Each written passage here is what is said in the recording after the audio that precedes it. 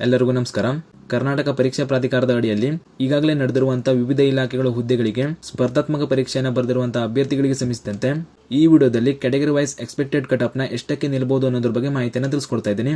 ಆದ್ದರಿಂದ ಪರೀಕ್ಷೆ ಬರೆದಿರುವಂತಹ ಎಲ್ಲಾ ಅಭ್ಯರ್ಥಿಗಳು ಈ ವಿಡಿಯೋನ ಪೂರ್ತಿ ನೋಡಿ ಮಾಹಿತಿಯನ್ನು ತಿಳ್ಕೊಳ್ಳಿ. ಮೊದಲನೇದಾಗಿ ಈ ವಿಡಿಯೋದಲ್ಲಿ ತಿಳಿಸುವಂತಹ ಕಟ್ ಆಫ್ ಮಾರ್ಕ್ಸ್ ಇದು ಕೇವಲ ಎಕ್ಸ್ಪೆಕ್ಟೆಡ್ ಕಟ್ ಆಫ್ ಮಾರ್ಕ್ಸ್ ಆಗಿರುತ್ತದೆ. ಇಲ್ಲಿ ನಾನು ಪ್ರತ್ಯೇಕವಾಗಿ ಯಾವುದೇ ಒಂದು ಹುದ್ದೆಗೆ ಸಂಬಂಧಿಸಿದಂತೆ ಎಕ್ಸ್ಪೆಕ್ಟೆಡ್ ಕಟ್ ಆಫ್ ಮಾರ್ಕ್ಸ್ ನ ಬಗ್ಗೆ ತಿಳಿಸ್ತಾ ಇಲ್ಲ.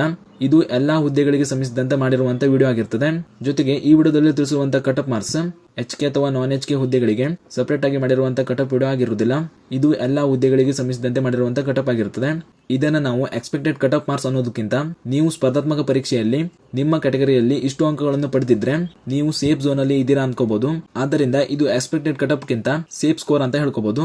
ಕಟ್ ಆಫ್ ಮಾರ್ಕ್ಸ್ ನ ತಿಳಿಸೋ ಮುಂಚೆ ನೀವು ಸ್ಕ್ರೀನ್ ಮೇಲೆ ಕಾಣ್ತಾ ಇರೋ ಹಾಗೆ ನಿಮಗೆ ಸ್ಪರ್ಧಾತ್ಮಕ ಪರೀಕ್ಷೆ ಅರ್ಹತೆಯ ಬಗ್ಗೆ ಗೊತ್ತಿದೆ ಅಂತ ತಿಳ್ಕೊಳ್ತೀನಿ.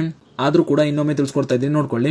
ಅದೇನೆಂದ್ರೆ ಸ್ಪರ್ಧಾತ್ಮಕ ಪರೀಕ್ಷೆಯನ್ನು ಬರೆದಿರುವಂತಹ ಅಭ್ಯರ್ಥಿಗಳು ನೀವು ಸ್ಪರ್ಧಾತ್ಮಕ ಪರೀಕ್ಷೆಯಲ್ಲಿ ಪೇಪರ್ 1 ಹಾಗೂ ಪೇಪರ್ 2 ಅನ್ನ ಸೇರಿ 200 ಅಂಕಗಳಿಗೆ ಪರೀಕ್ಷೆಯನ್ನು ಬರೆದಿದ್ರೆ ಅದರಲ್ಲಿ ನೀವು 35% ಅಂಕಗಳನ್ನು ಪಡೆದು ಅಂದ್ರೆ ಕನಿಷ್ಠ 70 ಅಂಕಗಳನ್ನು ಪಡೆದು ನೀವು ಪರೀಕ್ಷೆ ಬರೆದಿರುವಂತಹ ಆ ಹುದ್ದೆಯ ಆಯ್ಕೆ ಪ್ರಕ್ರಿಯೆಯಲ್ಲಿ ನೀವು ಅರ್ಹತೆಯನ್ನು ಪಡೆಯಬೇಕಾಗಿರುತ್ತದೆ. ಈ ಬಗ್ಗೆ ಈಗಾಗಲೇ ಅಧಿಸೂಚನೆಯಲ್ಲೇ ತಿಳಿಸಲಾಗಿತ್ತು. ಇದು ಕೆಲ ಅಭ್ಯರ್ಥಿಗಳಿಗೆ ಗೊತ್ತಿರೋದಿಲ್ಲ. ಆದ್ದರಿಂದ ಇನ್ನೊಮ್ಮೆ ತಿಳಿಸ್ತಾ ಇದ್ದೀನಿ. ನೀವೇನಾದ್ರೂ ಸ್ಪರ್ಧಾತ್ಮಕ ಪರೀಕ್ಷೆಯಲ್ಲಿ ಕನಿಷ್ಠ 70 ಅಂಕಗಳನ್ನು ಪಡೆದೇ ಇದ್ರೆ ಅಂತ ಅಭ್ಯರ್ಥಿಗಳು ಆಯ್ಕೆ ಪ್ರಕ್ರಿಯೆಗೆ ಅರ್ಹರಾಗಿರುವುದಿಲ್ಲ.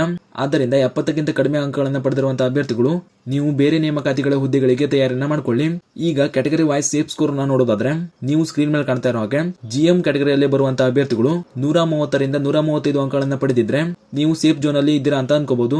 ನಂತರ 2A ಮತ್ತು 2B ಕ್ಯಾಟಗರಿಯಲ್ಲಿ ಬರುವಂತಹ ಅಭ್ಯರ್ಥಿಗಳು 125 ರಿಂದ 130 ಅಂಕಗಳನ್ನು ಪಡೆದಿದ್ರೆ ನೀವು ಕೂಡ ಸೇಫ್ ಝೋನ್ ಅಲ್ಲಿ ಇದ್ದೀರಾ ಅಂತ ಅನ್ಕೋಬಹುದು. ಅದೇ ರೀತಿ 3A ಮತ್ತು 3B ಕ್ಯಾಟಗರಿಯಲ್ಲಿ ಬರುವಂತಹ ಅಭ್ಯರ್ಥಿಗಳು ಕೂಡ ನೀವು ಕೂಡ 125 ರಿಂದ 130 ಅಂಕಗಳನ್ನು ಪಡೆದಿದ್ರೆ ನೀವು ಕೂಡ ಸೇಫ್ ಝೋನ್ ಅಲ್ಲಿ ಇದ್ದೀರಾ ಅಂತ ಅನ್ಕೋಬಹುದು. ನಂತರ ಕ್ಯಾಟಗರಿ 1 ನಲ್ಲಿ ಬರುವಂತಹ ಅಭ್ಯರ್ಥಿಗಳು 125ಕ್ಕಿಂತ ಹೆಚ್ಚು ಅಂಕಗಳನ್ನು ಪಡೆದಿದ್ರೆ ನೀವು ಸೇಫ್ ಝೋನ್ ಅಲ್ಲಿ ಇದ್ದೀರಾ ಅಂತ ಅನ್ಕೋಬಹುದು. SC ಕ್ಯಾಟಗರಿಯಲ್ಲಿ ಬರುವಂತಹ ಅಭ್ಯರ್ಥಿಗಳು 120ಕ್ಕಿಂತ ಹೆಚ್ಚು ಅಂಕಗಳನ್ನು ಪಡೆದಿದ್ರೆ ನೀವು ಕೂಡ ಸೇಫ್ ಝೋನ್ ಅಲ್ಲಿ ಇದ್ದೀರಾ ಅಂತ ಅನ್ಕೋಬಹುದು. ST ಕ್ಯಾಟಗರಿಯಲ್ಲಿ ಬರುವಂತಹ ಅಭ್ಯರ್ಥಿಗಳು ಕೂಡ 120ಕ್ಕಿಂತ ಹೆಚ್ಚು ಅಂಕಗಳನ್ನು ಪಡೆದಿದ್ರೆ ನೀವು ಕೂಡ ಸೇಫ್ ಝೋನ್ ಅಲ್ಲಿ ಇದ್ದೀರಾ ಅಂತ ಅನ್ಕೋಬಹುದು. ಅದೇ ರೀತಿ ಎಕ್ಸರ್ವಿಸ್ಮೆನ್ ಕ್ಯಾಟಗರಿಯಲ್ಲಿ ಬರುವಂತಹ ಅಭ್ಯರ್ಥಿಗಳು 110ಕ್ಕಿಂತ ಹೆಚ್ಚು ಅಂಕಗಳನ್ನು ಪಡೆದಿದ್ರೆ ನೀವು ಕೂಡ ಸೇಫ್ ಝೋನ್ ಅಲ್ಲಿ ಇದ್ದೀರಾ ಅಂತ ಅನ್ಕೋಬಹುದು.